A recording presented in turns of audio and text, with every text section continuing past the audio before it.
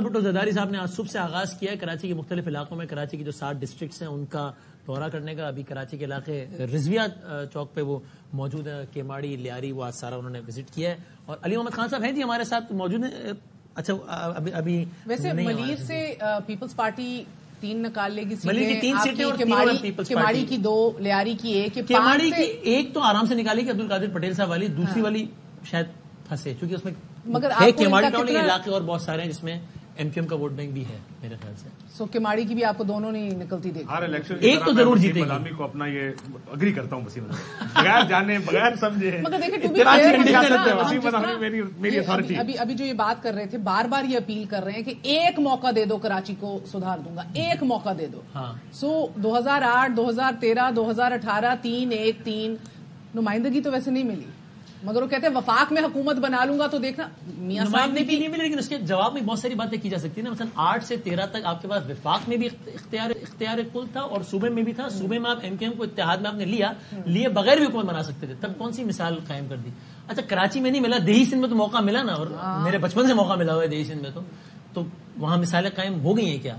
تو اتنے پرانے 40-50 اقتدار ملا ہے. علی محمد خان صاحب ہمارے ساتھ موجود ہے. 2 سوال بات میری عمر پہ آ گئی، آپ موضوع چینج کر رہے. دوسری دفعہ آپ نے عمر کی بات چینج کی. آپ نے سوال کیا تھا، اس سوال کو کنٹینیو کرتے ہیں. اور حسن ایوب صاحب کا بھی سوال تھا. علی محمد خان صاحب وہ کہتے ہیں الف کیوں لیتے؟ ہاں جی علی محمد خان صاحب سر. وہ سوال کے اوپر سندھ کی کراچی کی بارش ہو گئی ہے تو سوال دوبارہ صحیح کہنے. جی حسن صاحب سوال یہ ہے علی محمد خان صاحب کہ آپ اپنے امیدواروں سے حلف لے رہے ہیں قرآن پاک کے اوپر، تو اس کا مطلب یہ ہے کہ آپ کو ان پر مکمل اعتماد نہیں ہے. جب آپ کو ان پر اعتماد نہیں ہے تو ووٹر ان کے اوپر اعتماد کیوں کرے؟ دیکھیں ووٹر ان پہ اعتماد اس لیے کرے گا کہ ووٹر کو عمران خان صاحب پہ اعتماد ہے اور پارٹی ان کو ٹکٹ دیا ہے. اب یہ آپ ووٹر سے پوچھیں ووٹر کیوں اعتماد کرے گا یا نہیں کرے گا. تو اگر عمران خان صاحب نے اعتماد کر لیا تو حلف لے لیں. حلف لینے کی کیا ضرورت ہے پھر؟ ویسے ایک سیکنڈ تھوڑا سا کام. میں حسن ایوب سے ایک سوال جتنے ایم این اے الیکٹ ہونے کے بعد آپ ایم این اے سے حلف لیتے ہیں؟ کیوں لیتے ہیں؟ اگر آپ کو اعتبار ہی نہیں ہے تو مت لے ان کو اسمبلی میں بٹھائیں. وزیر اعظم پاکستان سے حلف لیتے ہیں، وہ تو کانسٹیٹیوشنل اوبلیگیشن ہے نا. یہ کانسٹیٹیوشنل اوبلیگیشن نہیں ہے نا. حلف لیتے وہ آئینی کیوں آپ لیتے کے اوپر اوبلیگیشن ہے. پاکستان وہ لازم ہے آئین پاکستان کے تناظر میں. یہاں پر کوئی وجہ ہے تو آپ نہیں حلف آپ کے لیتے ہیں اوپر نا.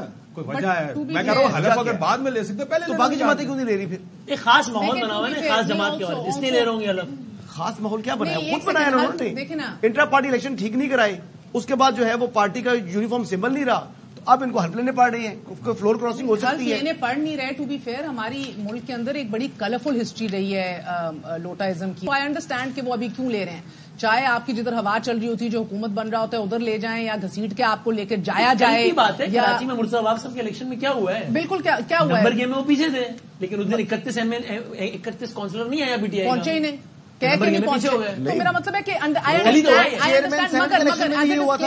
ایز اے ڈسکلیمر ایک بات اپنی جگہ درست ہے کہ ان حالات میں کوئی آزاد بھی اگر کھڑا ہو رہا ہے نا پی ٹی آئی کے لیے اس سختی کے اندر، تو وہ آئیڈیولوجیکل ہے، وہ نظریاتی ہے تو کھڑا ہو رہا ہے ٹو اے لارج ایکسٹینٹ. مگر آئی ڈو انڈرسٹینڈ. دیکھیں اس آرگومنٹ کے اندر بالکل کوئی جان نہیں ہے کہ یہ جو بات کی جا رہی ہے نا کہ ایک پولیٹیکل پارٹی فار ایگزامپل، اب تو نہیں ہے پولیٹیکل پارٹی، ان کے پاس سمبل نہیں ہے لیکن وہ رجسٹرڈ پولیٹیکل پارٹی ہے، اگر اس کے حمایت شدہ کوئی امیدوار جیت جاتا ہے پی ٹی آئی کا سی اے کا، یہ میرے خیال میں انتھنکیبل ہے. کائنڈ آف ایک ماحول بنا ہوا ہے پاکستان کے اندر جوتے پڑیں گے گھر جا کے. وہ وہاں سے کانسٹیچوئنسی سے اٹھے گا، ووٹ لے گا، اور اس کے بعد آئے گا السلام علیکم وعلیکم السلام. وہ ہمارے کچھ چند ایک نوجوان آج ایکسائٹیڈ صحافی اسٹوریاں کر رہے ہیں کہ وہ کہے گا جی میں زرداری صاحب کے ساتھ ہوں لارجر انٹرسٹ میں، اور میں جناب اعلیٰ میں نواز شریف صاحب کے ساتھ ہوں.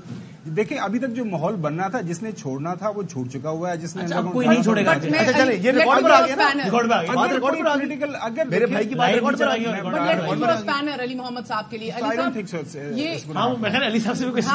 محمد صاحب اس کے اوپر اسپینر ہی پھینکتی ہوں. گومن صاحب صحیح کہہ رہے ہیں کہ واقعی ایک ماحول اور اس طرح کا بڑا مشکل ہو جائے گا 3 دن بعد اپنے گھر میں ہی کھڑے ہونا اگر آپ کسی اور جماعت کی طرف چلے گئے. مگر دیکھیں ہمارے الیکشن لاز میں ایمبیگوٹی ہے. سر اگر لاسٹ منٹ آپ کو بتایا جائے کہ آپ پولیٹیکل پارٹی رجسٹرڈ تو ہیں بٹ کنسیڈر نہیں ہوتے کیونکہ آپ کو الیکشن سمبل نہیں دیا گیا، تو ان آزاد امیدواروں کے پاس اور کوئی آپشن ہی نہیں ہے ماں سوائے یا تو آزاد رہیں یا تو ایک اور سیاسی جماعت کسی اور آپ کے سوا کسی اور سیاسی جماعت کے پاس جائیں. And then If they say they have a free option to go to People's Party or IPP, फिर क्या करेंगे सर? देखिए, पहले तो मैं इस बात से एग्री नहीं करता कि ये आजाद उम्मीदवार हैं। ये तहरीक इंसाफ के हिमायत याफ्ता उम्मीदवार हैं। दूसरी बात इसमें यह है कि आजाद उम्मीदवार जब अपने डॉक्यूमेंट्स जमा करता है इलेक्शन कमीशन में, नॉमिनेशन पेपर्स, उसमें वो लिखता है वो आजाद है। जब आप एफिडेविट लिख के दे देते हैं कि मैं इस जमात से इलेक्शन लड़ रहा हूं, the moment you switch gears आप आर्टिकल 63 में आ जाएंगे।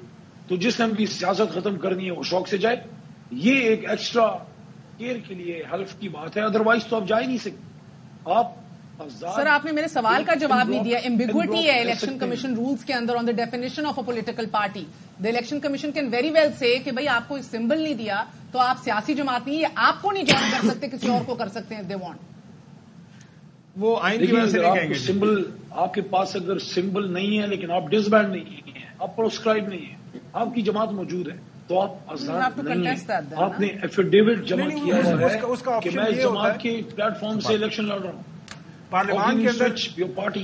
अच्छा, आप चूंकि पार्लिमानी मिनिस्टर इसके ऊपर एक टेक्निकल बात है। आपको याद है गुमन साहब पीटीआई नजरियाती के टिकट पे जाना चाहा पीटीआई वालों ने, उन्होंने कहा जी आप इस जमात के मेंबर हैं, आप किसी और जमात के टिकट पे नहीं जा सकते। अच्छा मोहम्मद अली खान साहब, पीपीपी पार्लियामेंटेरियंस पीपीपी वो रोज कर रहे होते हैं। अच्छा अली मोहम्मद खान साहब, ये बताइएगा कि आप पार्लिमानी मिनिस्टर रहे हैं, तो पार्लियामान के अंदर फर्ज करें एक ग्रुप ऑफ पार्लियामेंटेरियंस, अगर फर्ज करें 15, 20, 40, 50, वो एक पार्लिमानी ग्रुप बना लेते हैं, तो they can register themselves with the speaker office के जी हमारा ये एक ग्रुप है और हम इस ग्रुप के तहत इस पार्लियामान के अंदर रजिस्टर होना चाहते हैं।